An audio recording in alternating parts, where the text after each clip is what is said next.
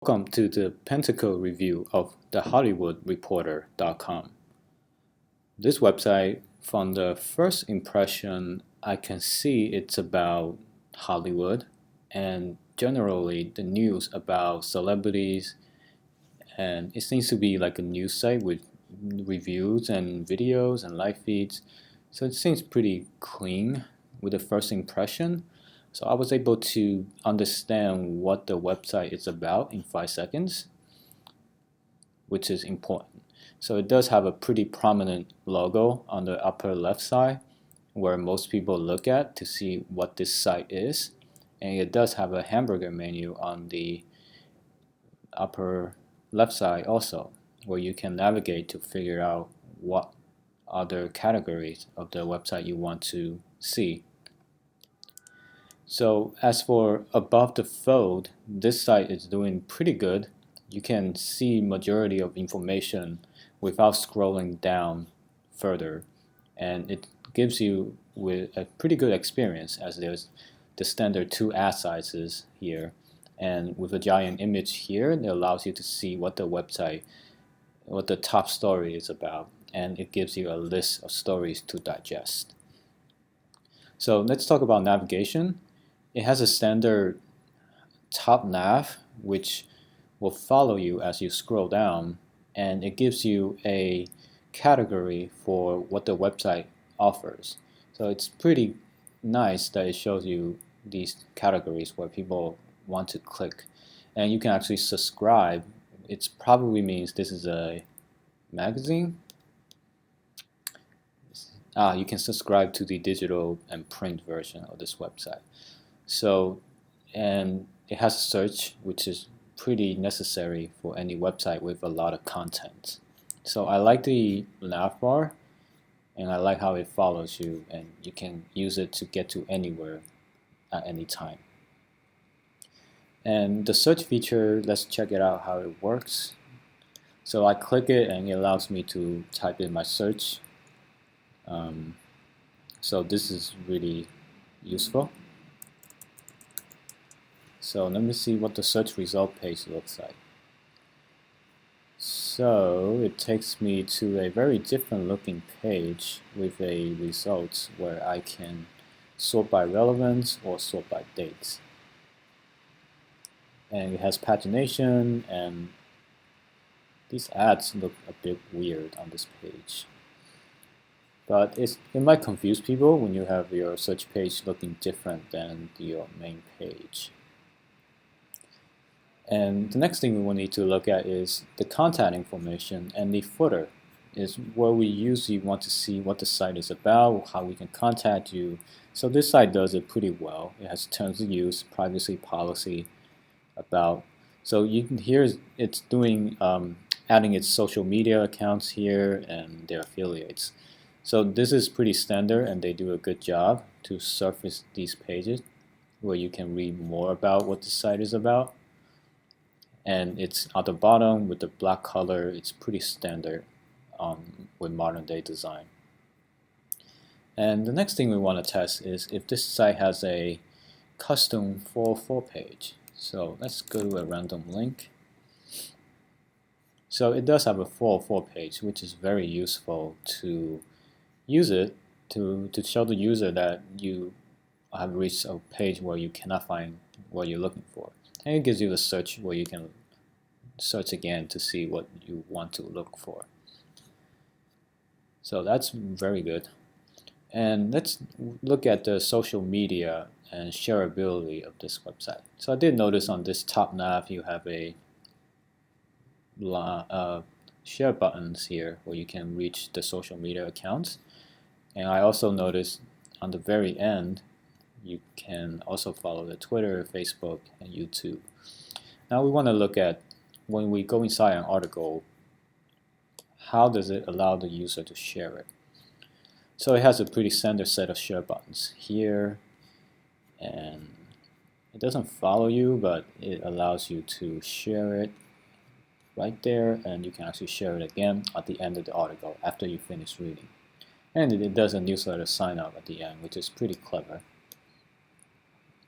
So that's about it with the general review of the website. Now let's talk about a bit of technical points, mainly the performance. So the one thing I noticed about this website is it's extremely fast. So I really like a website when it loads really fast. And you see, when a website loads faster, the user will tend to stay more and they will visit the website more because it gives the user a very nice experience. So based on that, let me look at the page and see if it's serving through a content delivery network or CDN. So it does use for varnish, and it's hit varnish. This means this page view I just did, it hits a cache server, so they'll return the web page extremely fast. So which is a great thing to have on any modern website. And if you look at the load time of this page, you go to doc, and it's actually 48 kilobytes and 43 milliseconds to load. So that's really good in my book. Anything under 2 seconds is okay.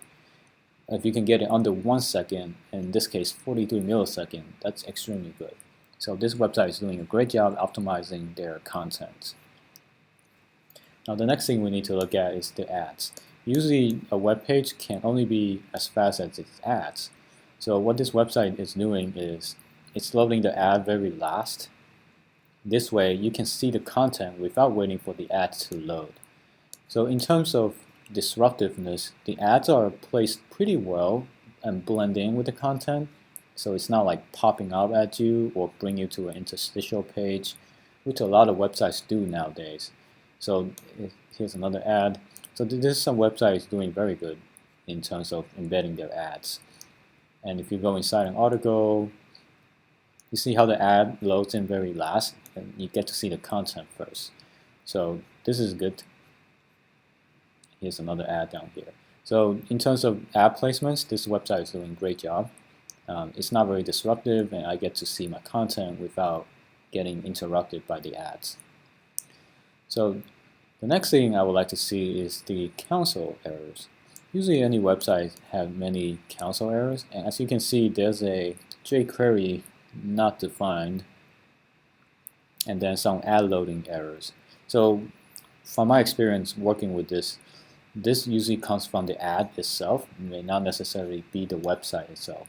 Sometimes the ads themselves try to load extra stuff to it, and the ads were not programmed well enough, so you see all these errors. So I would suggest the website owner of this Hollywood Reporter to call the ad vendor and then report these things to them, and they will try to fix it. These things are usually out of hand. So let's look at the home page and see if there's any errors. So here it is again. So anything with VM just usually starts from page here. So it's like an ad error and a bunch of mixed content. So like HTTPS is not ready. So this website, some ads try to serve over HTTPS and it's not working. So these things are not the website's fault, but the ads, they need to keep up with the current trend. So we got to look at the source code of this web page. So I really like this. This means they minify their code, and this is a new relic, meaning they use this performance measuring service to check their website. It means the developers are very serious about performance. And here you have the basic SEO, meta tags, so this is good. And it has the OG tags for Facebook, so this is great. And here it's doing a bunch of, this is GPT, so this is the ad related code. And ComScore, so there's a lot of tracking scripts on the page.